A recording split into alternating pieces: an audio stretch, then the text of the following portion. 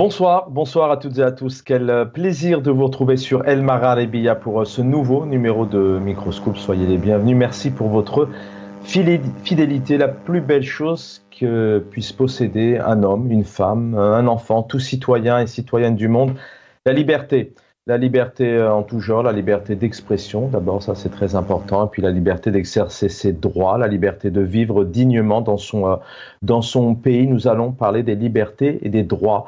Ce soir, en introduction, l'actualité notamment, c'est l'ONU, le Conseil des droits de l'homme, avec ce groupe de travail sur la détention arbitraire, notamment concernant Mostefa Ben Jamer et puis Raouf Farah, journaliste pour Mostefa Ben Jamer, et puis Raouf Farah, qui est chercheur en politique notamment. Le groupe de travail sur la détention arbitraire du Conseil des droits de l'homme a émis un avis concernant notre détention. Je vous lis ici le communiqué notamment de Raouf Farah sur ses réseaux sociaux, celle de Mostefa Ben Jamer, comme je viens de vous le dire. Le constat est clair, ce groupe onusien confirme le caractère arbitraire de notre détention et exige des autorités algériennes qu'elles nous fournissent des réparations, indemnisations. On y reviendra à une question importante ce soir, la responsabilité du pouvoir algérien.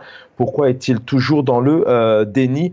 Il s'agit d'une victoire symbolique pour nous et nos familles. Bien évidemment, ce communiqué, cette réaction de Raouf Farah s'appuie sur le rapport officiel que vous allez pouvoir retrouver notamment sur le site de l'ONU avec ce groupe de travail sur la détention arbitraire. Nous souhaitons obtenir vérité pour lever tout soupçon, notamment sur notre dossier, et rappeler que nos droits et libertés fondamentales, ainsi que ceux de milliers de nos concitoyens et concitoyennes.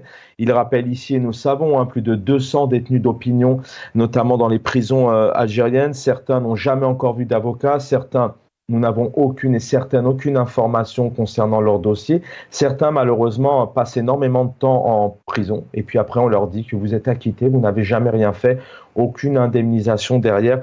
Ils sont très nombreux, donc plus de 200 sont présentement en prison. Et depuis le Hirak, c'est plusieurs qui ont subi donc des pressions judiciaires, poursuites judiciaires, contrôles judiciaires, ISTN aussi, interdiction de sortir du territoire national. On y reviendra sur ces cas. Il s'agit de deux personnes ici concernant ce rapport, concernant cette nouvelle condamnation. Quelque part, il y en a eu plusieurs, de la part de penseurs, de chercheurs, de sénateurs, de députés, d'ONG, de responsables politiques en Algérie et militants, mais pas que, à travers le monde. Ils sont très nombreux à vraiment dénoncer cette situation. On y reviendra aussi sur les rapporteurs, notamment de l'ONU. Voilà un petit peu, on détaillera un petit peu plus notamment le communiqué. Ici, Raouf Farah qui appelle également la Cour suprême algérienne à examiner notre appel dans les plus brefs délais. Nous avons entrepris cette démarche car nous rêvons d'une Algérie démocratique où les droits et les libertés sont sacrés. Et nous espérons, vraiment un message de solidarité ici, nous espérons que notre affaire puisse être un appel vers une prise de conscience urgente pour les autres détenus, pour le peuple algérien, une prise de conscience urgente des autorités puisque la répression fait très mal au pays et aux Algériens et aux Algériennes. Fin de citation. Un mot, quelques images d'espoir. Tout d'abord, c'était en 2019, 2020, 2021. C'est quelques images qui nous rappellent le temps d'un Hirak, le temps d'une révolution. Toujours les mêmes revendications encore aujourd'hui.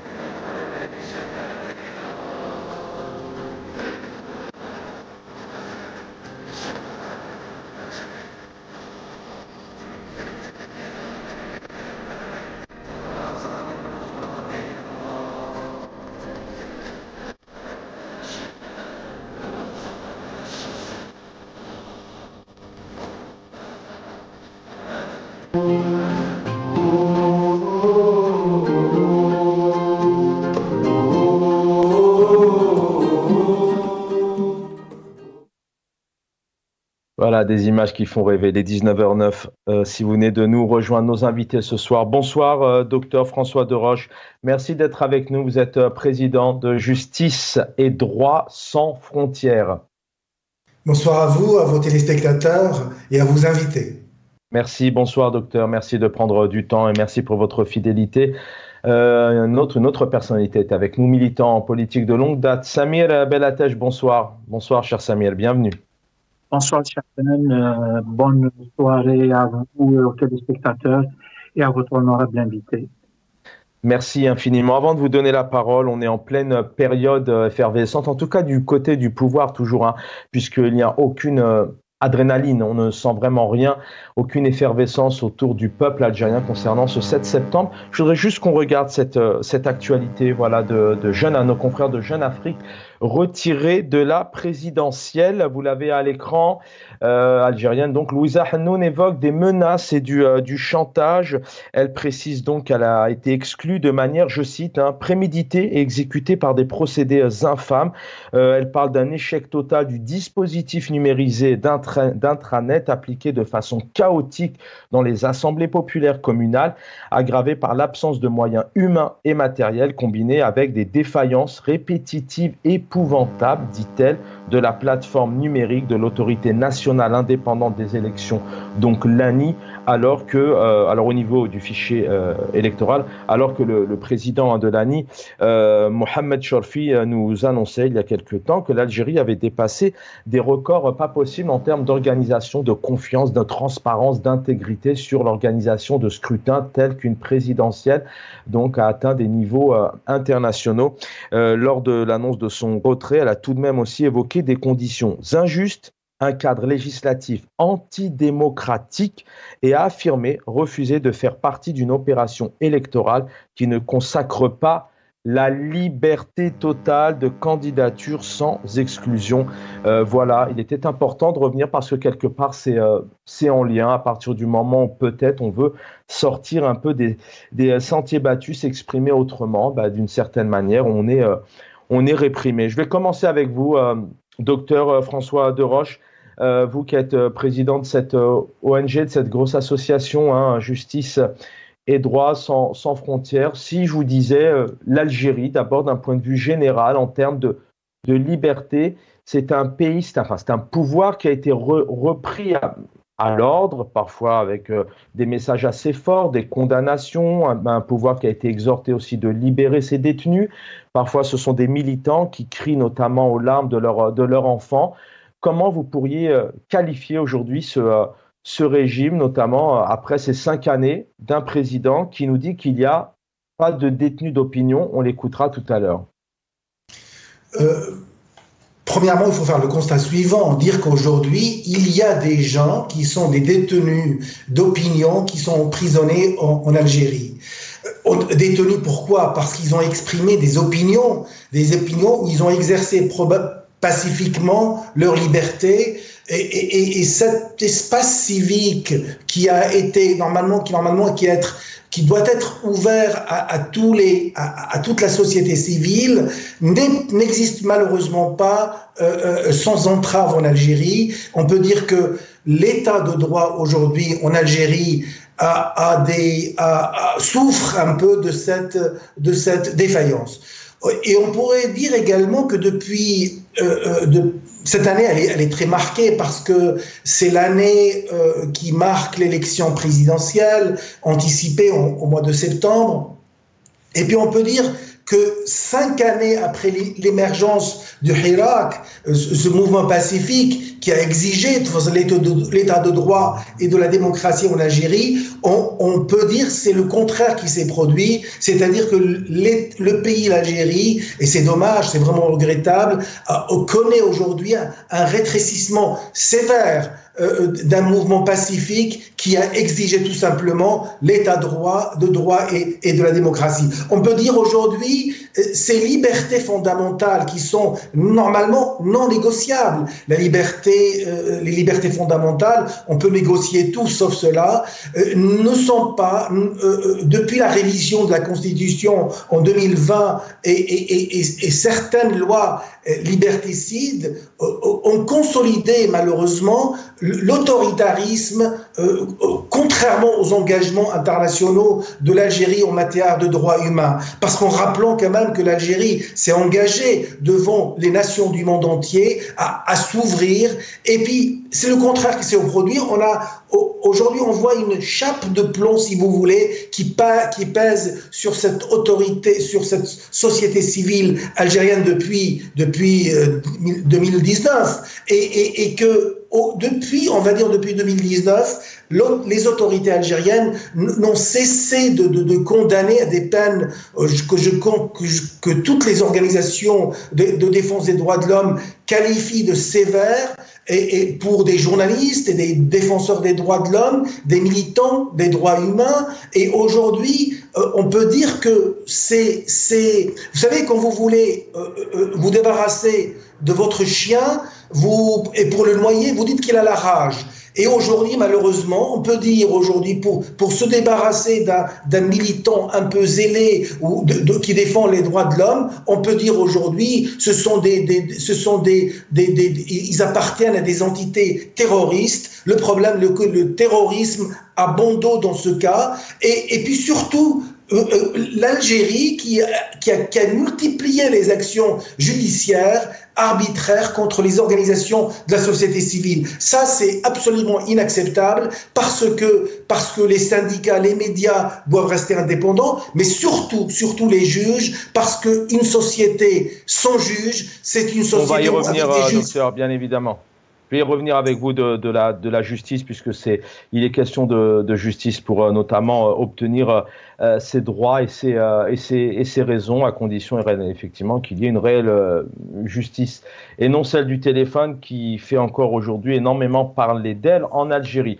Je vais donner la parole à Samir Bellatech. On va quand même écouter le président algérien qui dit clairement ici qu'il n'y a pas de détenu d'opinion, malgré ce qu'il peut entendre maintenant depuis plusieurs années. C'est Mahjouja par conviction. Et c'est pas d'aujourd'hui. ما كانش سجين الرأي. ما كانش سجين الرأي.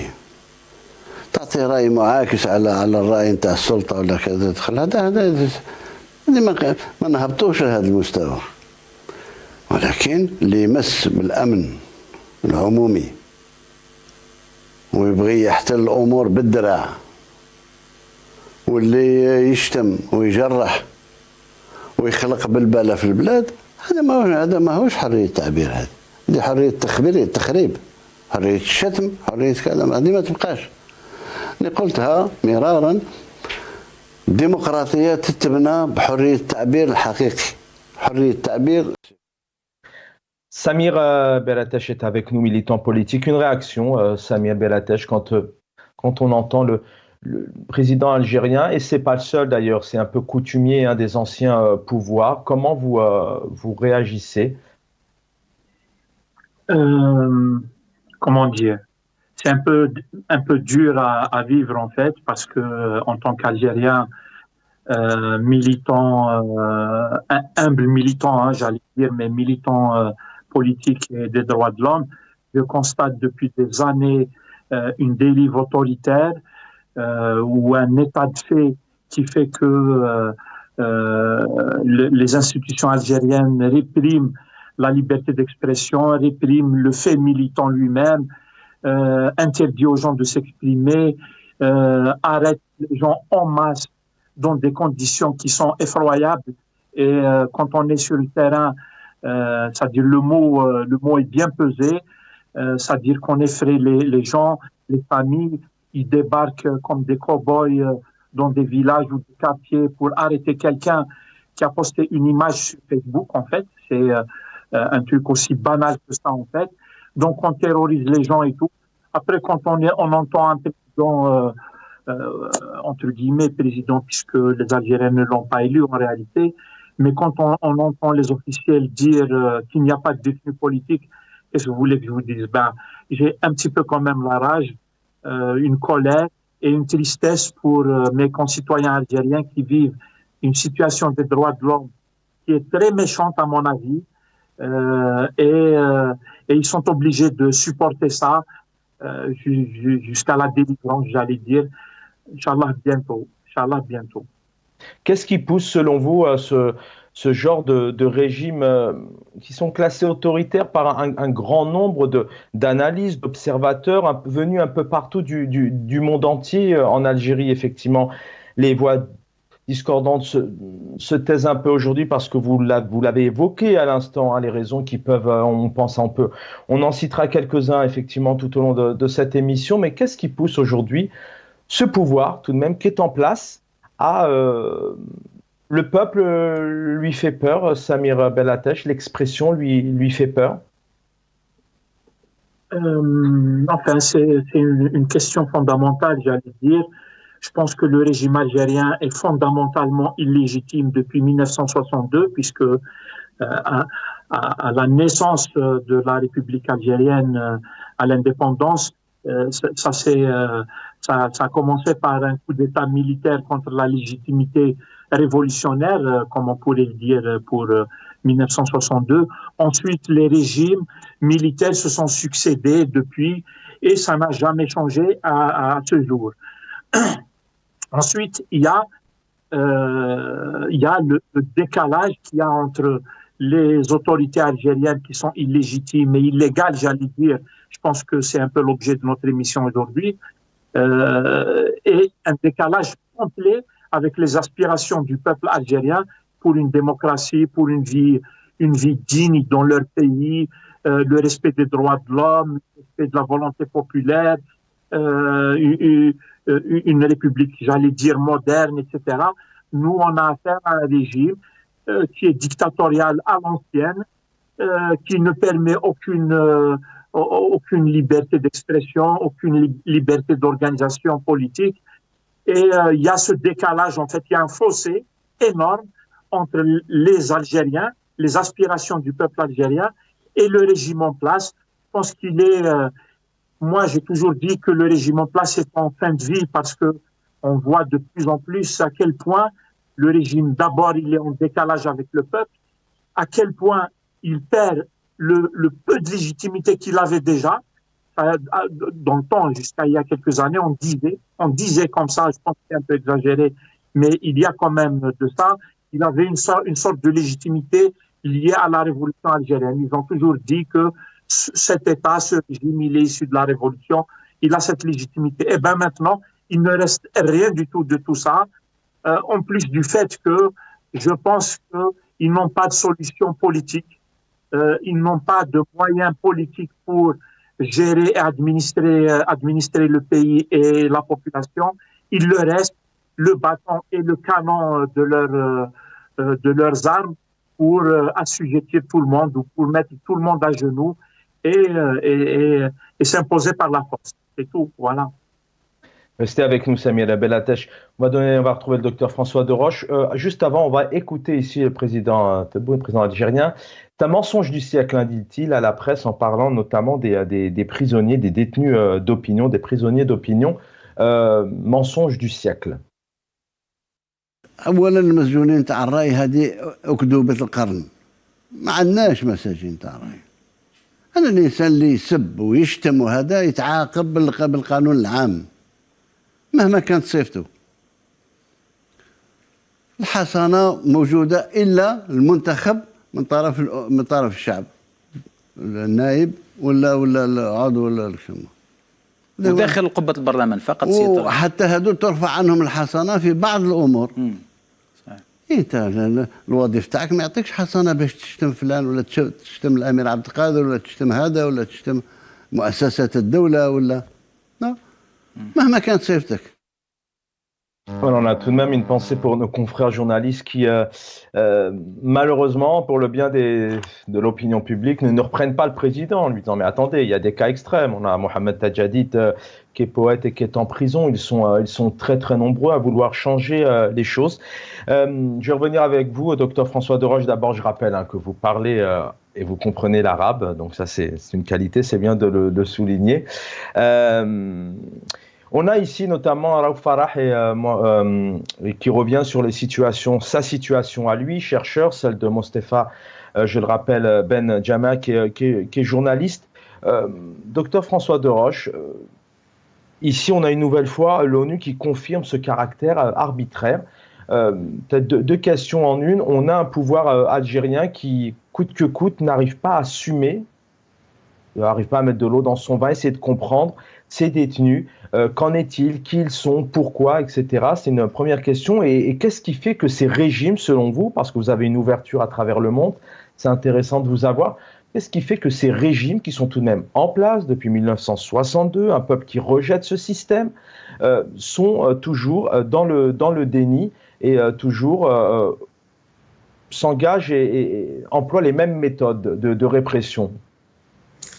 Pour nous, ils sont dans le déni, mais pour eux, vous savez, quand l'Algérie, quelque part, je vais défendre le président Tebboune, si vous permettez. Et lui, qu'est-ce qu'il dit? Il dit, il ne respecte pas le code pénal algérien. Sauf que l'amendement du code pénal en pleine pandémie en Algérie et sans débat public a donné lieu à l'introduction de dispositions extrêmement liberticides, qui sont extrêmement graves et qui ont servi à condamner plusieurs citoyens pacifiques. Et surtout, vous savez, comme ce que je vous disais tout à l'heure, quand vous voulez vous débarrasser de votre chien, vous dites qu'il a la rage, vous pouvez le noyer et vous pouvez vous débarrasser de lui. D'ailleurs, c'est pour ça que j'étais un peu inquiet pour votre invité tout à l'heure quand il a dit qu'il avait la rage.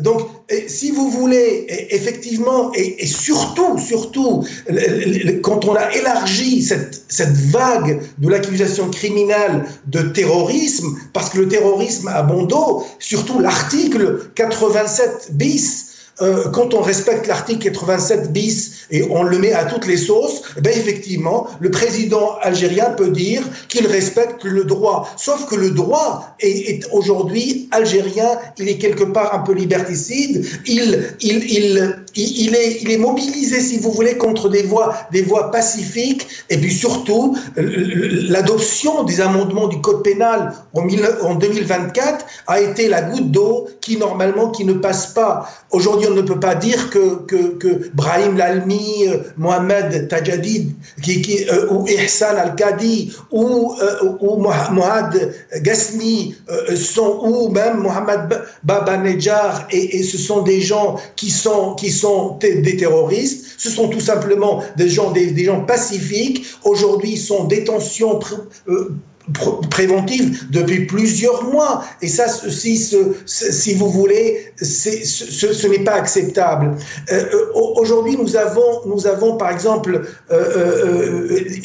Brahim Lalmi, on a 60 mois d'incarcération depuis maintenant 2019. Ça, c'est trop et personne ne pourrait accepter, aucun défenseur des droits de l'homme, aucun homme censé ne peut accepter cela. Et pour rendre visible leur détention arbitraire, si vous voulez, et exiger leur libération immédiate, nous sommes là derrière eux pour essayer de dire voilà, il y a des choses qui se font pas, il faut les libérer, il faut profiter de toutes les occasions pour les libérer, les détenus d'opinion. Et puis j'espère que le président Tebboune retrouvera la raison et surtout profitera de l'élection parce qu'il sera le futur président algérien, profitera du 7 septembre pour que l'Algérie siège au sein du Conseil des droits de l'homme ainsi que le Conseil de sécurité des Nations Unies. Si vous voulez, les rapporteurs spéciaux aux Nations Unies ont été extrêmement clairs. Clément Voulu et Marie Lawar en 2023, ils ont dit qu'il y avait des signes d'ouverture et d'engagement de l'Algérie. Donc j'ose espérer que ces signes d'ouverture et d'engagement sont bien réels et que ce contexte général, si vous voulez, malgré tout, doit ouvrir cette liberté, cet espace de liberté pour la société civile. Et surtout, il faut absolument briser ce climat de terreur qui sévit aujourd'hui contre les critiques, contre les défenseurs des droits humains, et plutôt que les traiter et les menacer, il faut peut-être les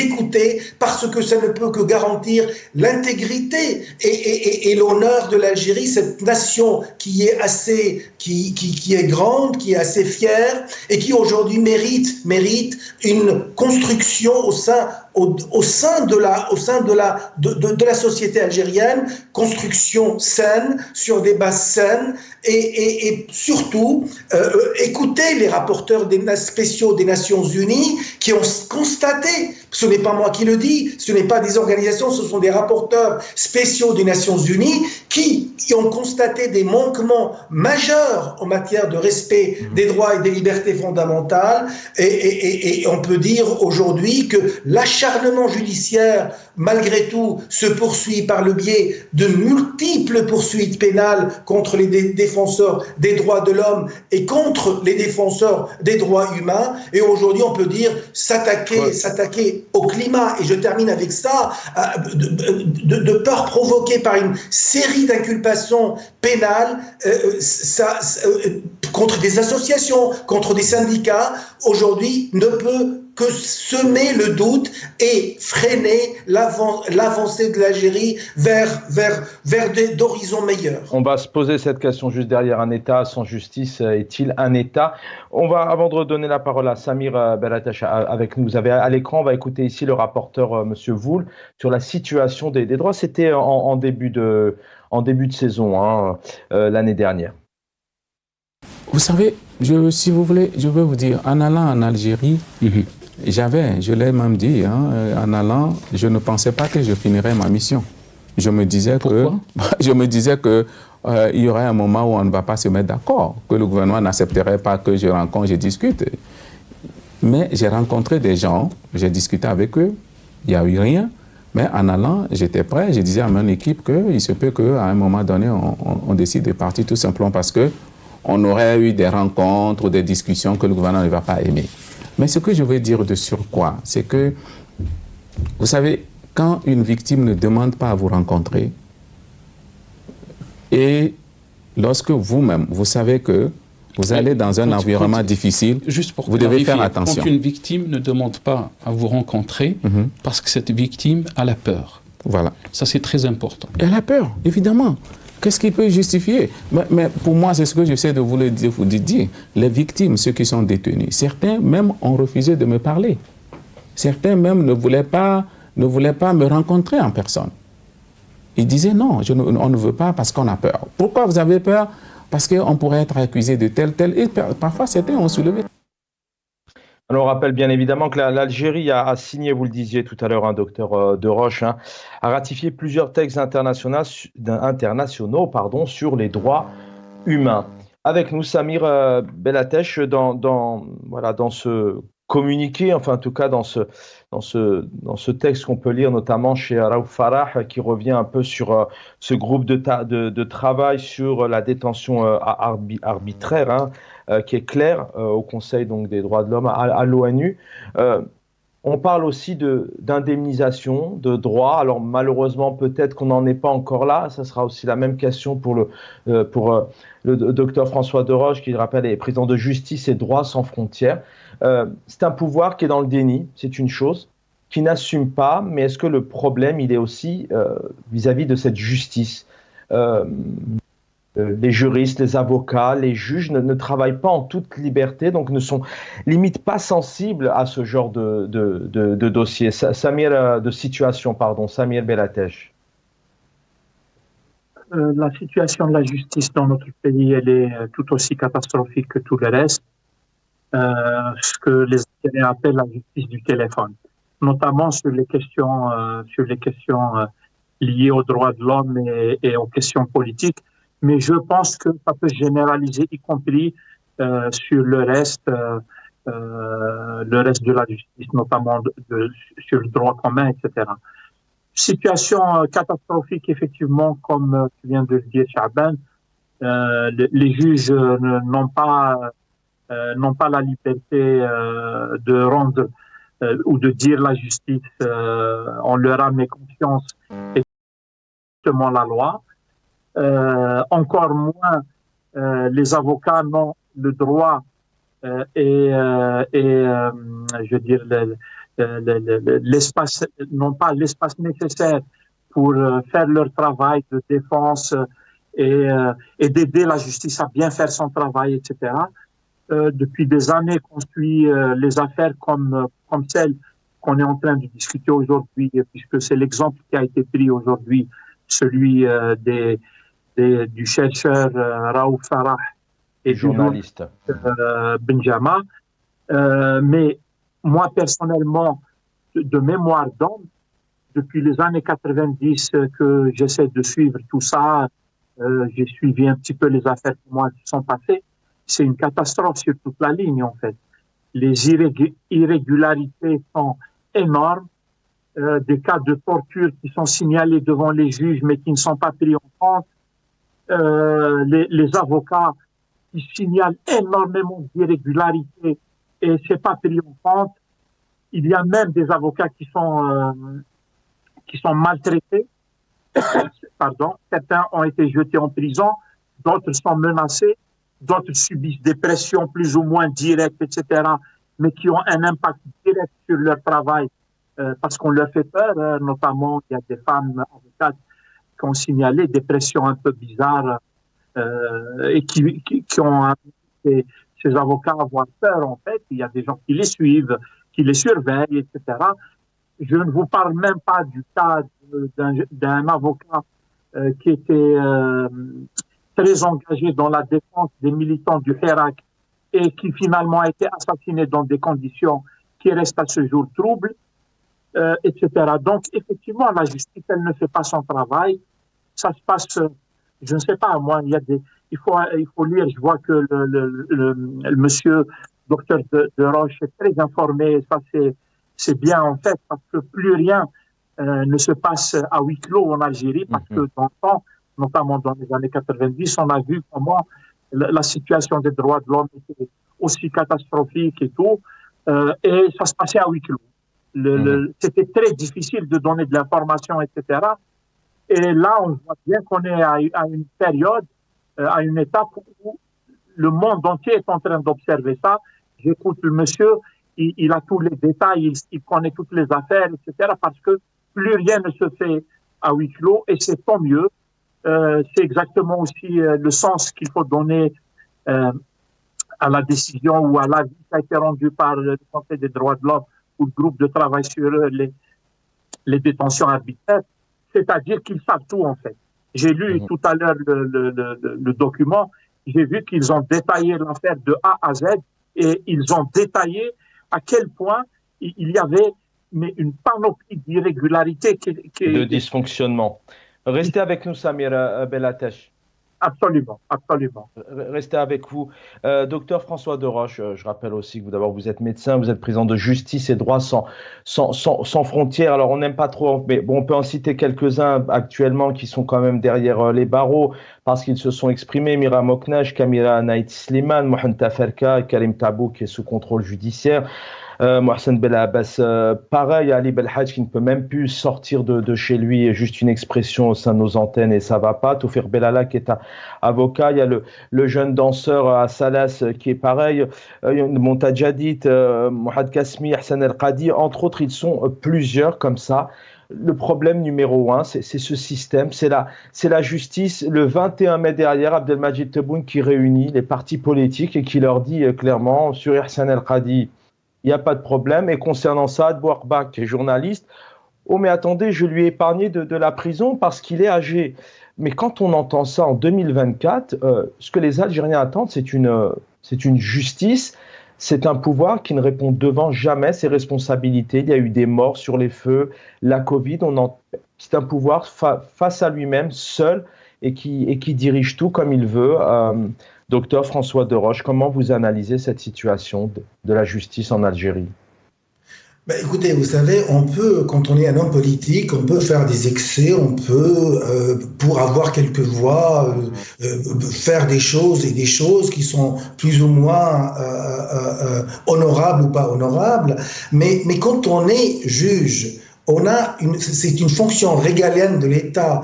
Aujourd'hui, vous savez, en France, la France traverse une période un peu difficile, politiquement parlant, mais on a une justice aujourd'hui en France qui se respecte. Quand il y a un problème, on va devant le tribunal, c'est lui qui va trancher, c'est soit le juge de paix, soit le juge judiciaire qui va essayer de trancher. Cette fonction régalienne de l'État doit être sacrée. Et elle est sacrée dans tous les pays démocratiques. Donc, quand on voit des juges, comme ce qui se passe malheureusement en Égypte, dans certains pays, ce qui se passe en Syrie, ce qui se passe dans certains pays arabes ou certains pays africains, effectivement, on a le droit de douter de l'objectivité et de la sincérité des décisions rendues. Quand on voit ce qui s'est passé, par exemple, en Égypte, où on a le président du tribunal qui n'arrive même pas à lire l'arabe. Vous savez, moi je sais un peu lire l'arabe, mais quand je le vois lire de façon un peu qui massacre les mots lors de prononcer de jugement, je m'inquiète et j'ai l'impression que des juges reçoivent quelquefois, soit par fax maintenant ou par mail, des décisions qu'ils doivent rendre.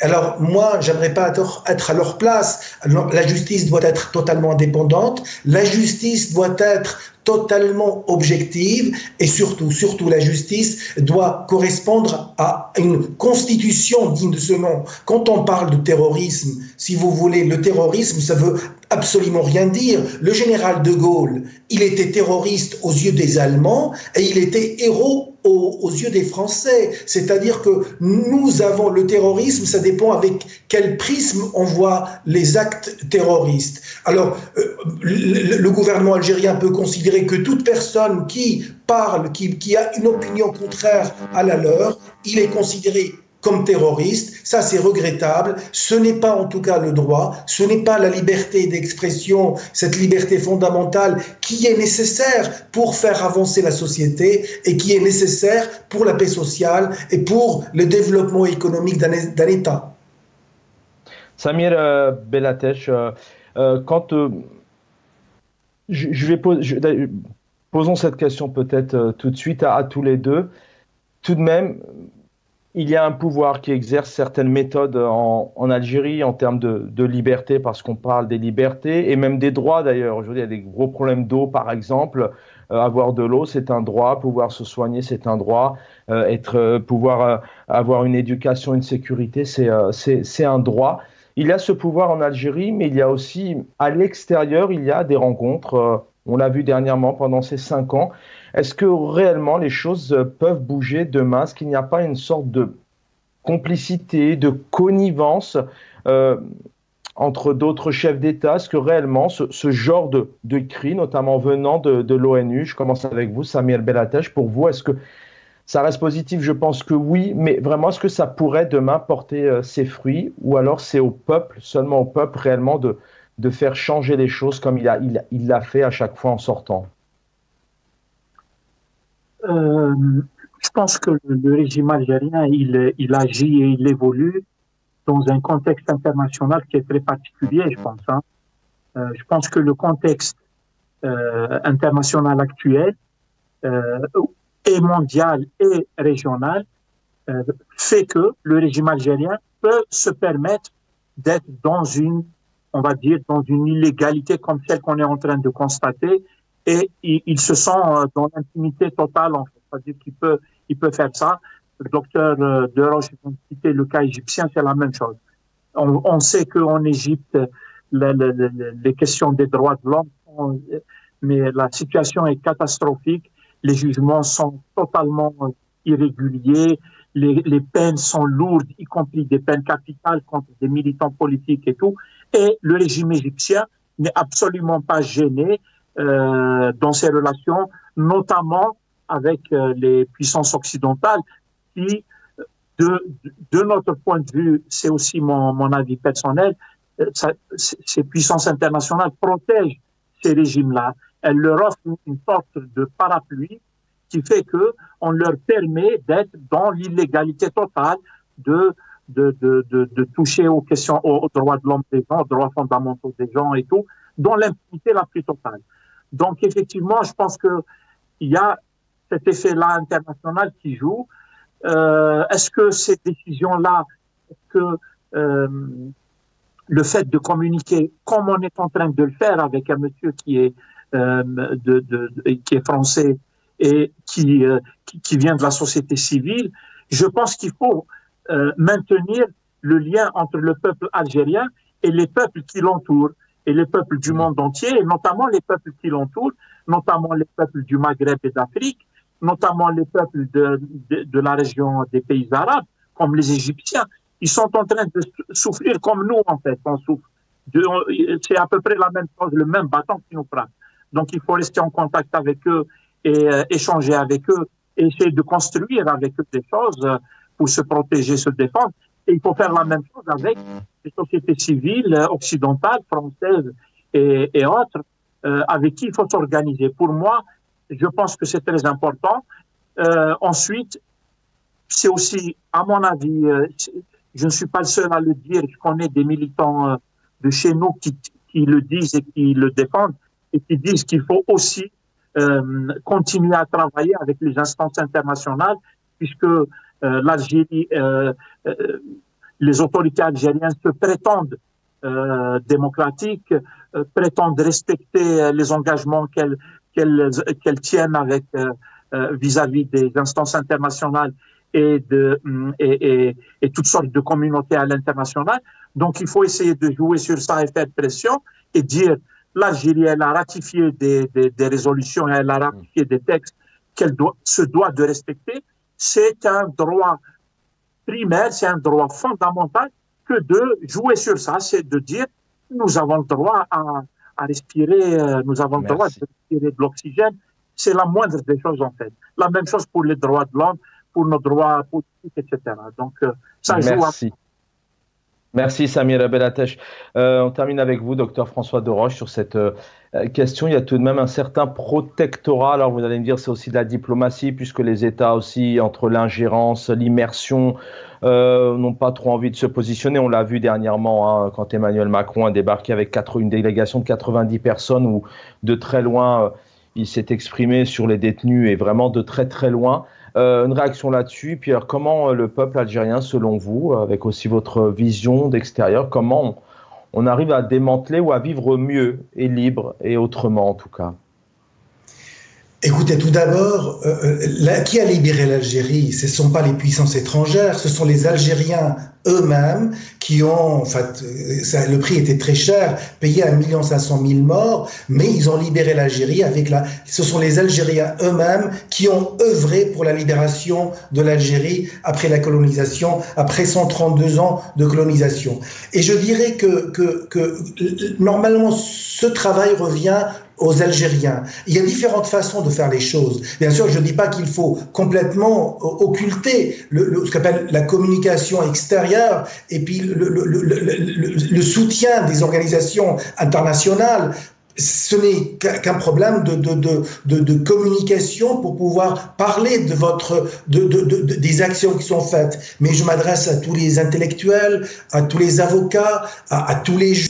Il faut que vous puissiez, à tous les juges en Algérie, il faut que vous puissiez être fiers de vous regarder dans la glace quand vous regardez après un jugement. Vous ne pouvez pas accepter des jugements qui viennent au téléphone ou par mail. Vous devez juger en votre âme et conscience et sans faire de rendre service à telle ou telle personne, parce que la peur n'évite pas le danger. Et cette peur, si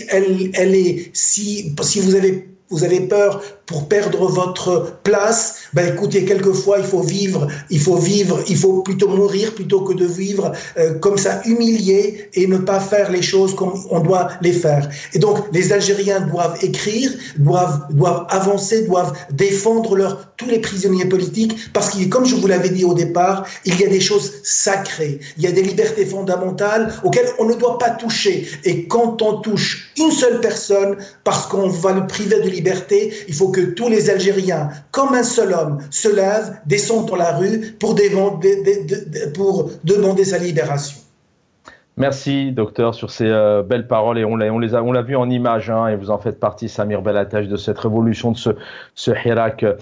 C'est toute la définition d'ailleurs de la révolution. Les Algériens n'ont pas lâché et ont continué à s'exprimer. Docteur François Deroche, merci d'avoir été avec nous. Samir Belhatach, merci pour votre fidélité.